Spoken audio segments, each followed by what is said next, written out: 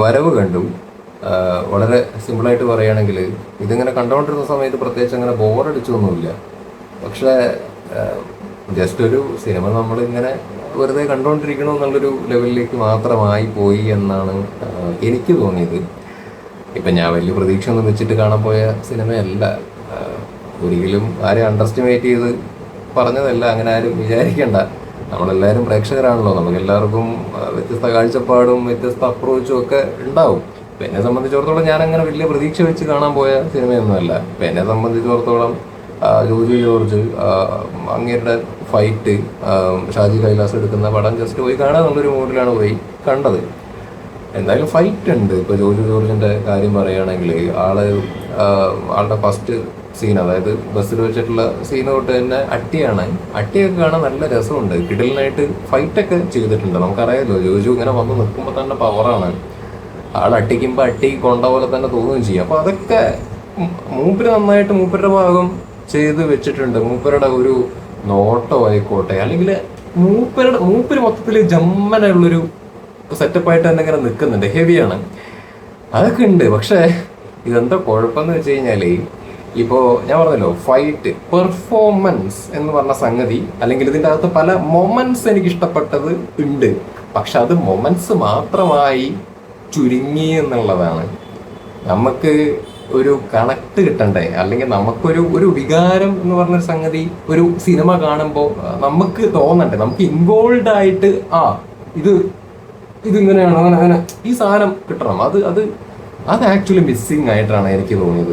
ബാക്കിയെല്ലാം okay, performance ഉണ്ടെന്ന്. ഇപ്പം അടി ഇപ്പം ഞാൻ ഐനോബഡിയുടെ കാര്യം പറഞ്ഞ പോലെ തന്നെ ആ വീഡിയോയിൽ പറഞ്ഞ കാര്യമാണ്.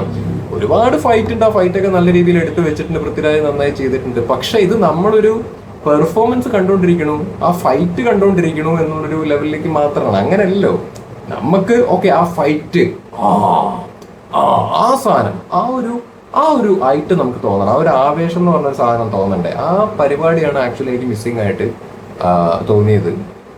ജോജു ജോർജ് ഞാൻ പറഞ്ഞ പോലെ മൂപ്പരുടെ പാർട്ട് നന്നായിട്ട് ചെയ്തു വെച്ചിട്ടുണ്ട്. പിന്നെ സ്ക്രിപ്റ്റിന്റെ കേസ് പറയണമെന്നുണ്ടെങ്കിൽ ഭയങ്കര അൺപ്രഡിക്റ്റബിൾ ആണ്. അത് എനിക്കറിയാമായിരുന്നു പടം കാണാൻ പോകുന്നതിന് മുമ്പ് തന്നെ. ഞാൻ ഈ സ്ക്രിപ്റ്റിന്റെ കേസിൽ ഞാൻ നേരത്തെ പറഞ്ഞല്ലോ, അണ്ടർസ്റ്റിമേറ്റിംഗ് അല്ല. നമുക്ക് പ്രേക്ഷകരാകുമ്പോൾ നമുക്ക് ഒരു സിനിമ കാണാൻ വേണ്ടി പോകുമ്പോൾ നമുക്ക് പലതരത്തിലുള്ള തോന്നലുകളും ഉണ്ടാവും. എനിക്കറിയാം എന്താ പറയുക, പ്രഡിക്റ്റബിൾ ആയിരിക്കും ഇതിന്റെ സ്ക്രിപ്റ്റ് എന്നുള്ളൊരു സംഗതി. ഇപ്പോൾ ഇതിൻ്റെ അകത്ത് ഇത് എങ്ങനെയാണ് തുടങ്ങുന്ന സമയത്ത് ഇത് എങ്ങോട്ടാണ് കഥ പോകുന്നത്, അല്ലെങ്കിൽ ആരെയൊക്കെ ചാമ്പും, അല്ലെങ്കിൽ അവസാനം എന്താണ് ഉണ്ടാവാൻ വേണ്ടി പോകുന്നത്, റിവെഞ്ച്, ഈ പരിപാടി നമുക്ക് ഓൾറെഡി ഇത് ഇങ്ങനെയൊക്കെ നമുക്കറിയാം. ഇങ്ങനെ ആയിരിക്കും, പ്രഡിക്റ്റബിൾ സ്റ്റോറി ആയിരിക്കും നടന്നിട്ടാണ് പോകുന്നത്. അതുപോലെ തന്നെയാണ് ആക്ച്വലി ഉണ്ടായത്. അപ്പൊ ഇവിടെ പ്രഡിക്റ്റബിൾ ആവുന്നത് തെറ്റായിട്ടുള്ള കാര്യമൊന്നുമല്ല. പക്ഷേ നമ്മളൊരു സംഗതി കണ്ടുകൊണ്ടിരിക്കുന്ന സമയത്ത് നമുക്കത് കാര്യമായിട്ട് അത്രയും രസമായിട്ട് ആസ്വദിക്കാൻ പറ്റിയാൽ മതി. അവിടെ പ്രഡിക്റ്റബിലിറ്റി വിഷയമായിട്ട് വരുന്നില്ല. എന്നെ സംബന്ധിച്ചിടത്തോളം എനിക്ക് എന്താ സംഭവിക്കാൻ വേണ്ടി പോണെന്നുള്ളത് നേരത്തെ അറിയുന്ന സമയത്ത്, അത് കണ്ടുകൊണ്ടിരിക്കുന്ന സമയത്താണെന്നുണ്ടെങ്കിൽ ഒരു പുതുമ തരുന്നില്ല എന്നുള്ളൊരു സാഹചര്യം ഉണ്ടാകുന്ന സമയത്ത് ഞാൻ നിരാശനാവും. എൻ്റെ കാര്യം ഞാൻ പറയണം, എല്ലാ ആൾക്കാരും അങ്ങനെ ആയിക്കോളെന്ന് യാതൊരു നിർബന്ധമില്ല കേട്ടോ. ഇപ്പോൾ കുറേ ആൾക്കാർക്ക് പുതുമ വേണമെന്ന് നിർബന്ധം ഉണ്ടാവില്ല, അല്ലെങ്കിൽ പ്രിഡിക്റ്റബിൾ ആയാലും വിഷയമില്ലാത്ത ആൾക്കാരും ഉണ്ടാവും. അവരെ സംബന്ധിച്ചിടത്തോളം സിനിമ ഔട്ട് ആൻഡ് ഔട്ട് നിങ്ങൾക്ക് ആസ്വദിക്കാൻ വേണ്ടിയിട്ട് പറ്റും. അത് നിങ്ങൾക്ക് പറ്റിയ സിനിമയാണ്, മോശം സിനിമയൊന്നുമല്ല. ഒരിക്കലും ഇത് മോശം ഞാൻ പറയുന്നില്ല. പക്ഷേ പ്രേക്ഷകൻ എന്നുള്ള രീതിയിൽ നമ്മുടെ ഓരോ കാഴ്ചപ്പാടും അപ്രോച്ചിനും അനുസരിച്ചിട്ട് ഈ ഒരു പ്രിഡിക്റ്റബിലിറ്റി എന്ന് പറയുന്നൊരു സാധനം എന്നെ ബാധിച്ചിട്ടുണ്ട്, എൻ്റെ ആസ്വാദനത്തിനെ ബാധിച്ചിട്ടുണ്ട്. ഞാൻ നേരത്തെ പറഞ്ഞ പോലെ പ്രിഡിക്റ്റബിൾ ആവുന്നത് വിഷയമല്ല. പക്ഷേ നമ്മൾ ഈ കണ്ടുകൊണ്ടിരിക്കുന്ന സമയത്ത് നമുക്ക് അറ്റ്ലീസ്റ്റ് ഈ ക്യാരക്ടേഴ്സിൻ്റെ അടുത്ത് ഒരു ഇമോഷണൽ കണക്ട് ഉണ്ടാവണം, നമുക്ക് അവരുടെ കൂടെ സഞ്ചരിക്കാൻ വേണ്ടി പറ്റണം, ഈ കഥയുടെ കൂടെ പോകാൻ വേണ്ടിയിട്ട് പറ്റുക എന്ന് പറയുന്ന ഒരു സംഗതി ഉണ്ടെങ്കിൽ പ്രിഡിക്റ്റബിൾ ആയാലും വിഷയമല്ല. നമ്മൾ ഇവിടെ സ്റ്റക്ക് ആവും, അല്ലെങ്കിൽ നമ്മൾ ഇവിടെ ഓക്കെയാണ്, നമ്മളിവിടെ എൻഗേജ്ഡ് ആയിട്ട് ഇരുന്നോളും. പക്ഷെ അവിടെ ആ ഫാക്ടർ എനിക്ക് കമ്മിയായിട്ടാണ് തോന്നിയത് എന്നുള്ളതാണ് പറഞ്ഞത്. ഇനി അടുത്തൊരു കാര്യം പറയുകയാണെന്നുണ്ടെങ്കിൽ, ഞാൻ വീണ്ടും ജോജു ജോർജിന് ശേഷം ഗംഭീരമായിട്ട് മൂപ്പര് ചെയ്തിട്ടുണ്ട്. ഇനി അടുത്തൊരു ക്യാരക്ടർ എനിക്ക് ഇഷ്ടപ്പെട്ടത് നമ്മുടെ മുരളി ഗോപി ചേട്ടൻ്റെയാണ്. He is a brilliant actor. പുള്ളി ഗംഭീരമായിട്ട് ചെയ്തു വെച്ചിട്ടുണ്ട്. പുള്ളിയുടെ ക്യാരക്ടറും ഗംഭീര ക്യാരക്ടറാണ്.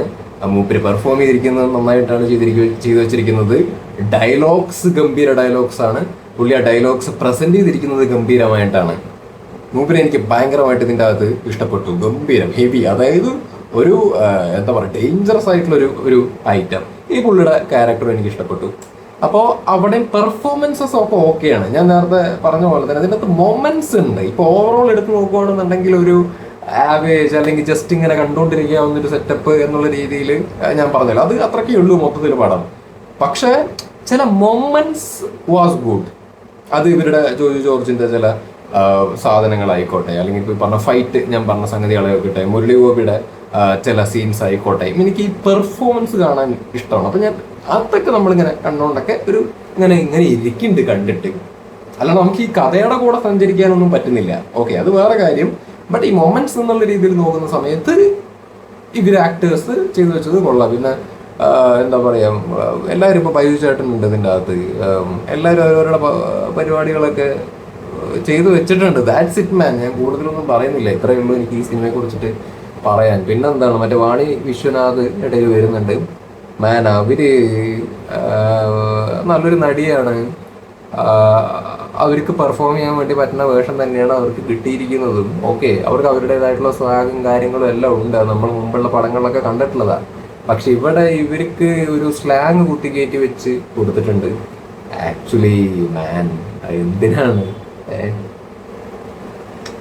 ഞാനത് അവരുടെ തെറ്റെന്ന് പറയുന്നില്ല, അല്ലെങ്കിൽ ഇത് കാണുന്ന ഇവരിതൊക്കെ കൂടി പടം എടുത്ത് വെച്ചിട്ട് ഇത് കാണുമല്ലോ, ഇത് കാണുമ്പോൾ അവർക്ക് ആ ഒരു സ്ലാങ്ങിലൊരു ബുദ്ധിമുട്ട് തോന്നിയില്ലേ എന്നുള്ളതാണ് ഞാൻ ചിന്തിച്ചു നോക്കുന്നത്.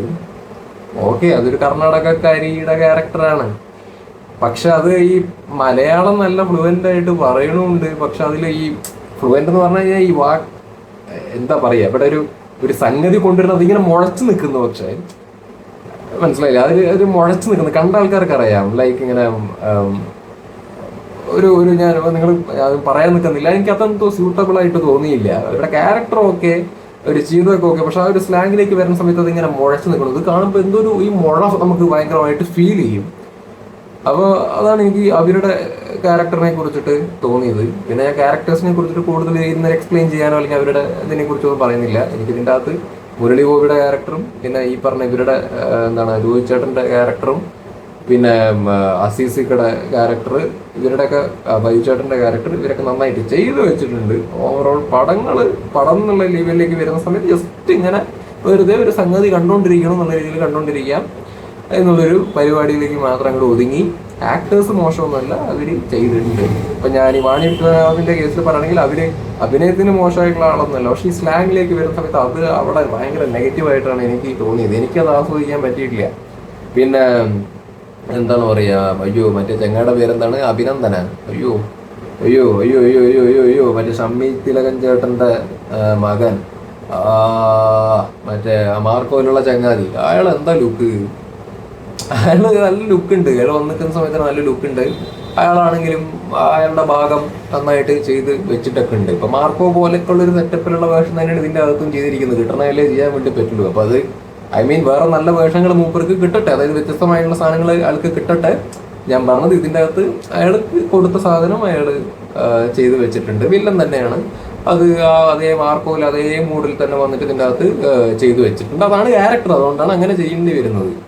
പിന്നെ എന്താ വയലൻസ് ഉണ്ട് ഇതിൻ്റെ അകത്ത്, വലിച്ചടച്ചിട്ട് പോകുന്നതും മുഖം മട്ടിച്ച് ഷേപ്പ് ആവുന്നതും. അപ്പോൾ വയലൻസും കാര്യങ്ങളൊക്കെ ഇതിൻ്റെ അകത്ത് അത്യാവശ്യം നല്ല രീതിയിൽ കാണിച്ചിട്ടുണ്ട്. അതൊക്കെ ഞാൻ ആസ്വദിച്ചിട്ടുണ്ട്. ഇതിൻ്റെ അകത്ത് പോലീസ് സ്റ്റേഷനിൽ വെച്ചിട്ട് ഒരു സീനൊക്കെ ഉണ്ട്, അതായത് മറ്റേ ബാബുരാജിനെ അടിച്ച് നിരപ്പാക്കി വിടും ജോലി വന്നിട്ട്. ഞാൻ പറഞ്ഞല്ലോ അത്തരത്തിലുള്ള മൊമെന്റ്സ് എനിക്ക് ഇഷ്ടപ്പെട്ടിട്ടുണ്ട്. ആ മൊമെന്റ്സും ഈ സാധനങ്ങളൊക്കെ എനിക്ക് ഇഷ്ടപ്പെട്ടിട്ടുണ്ട്.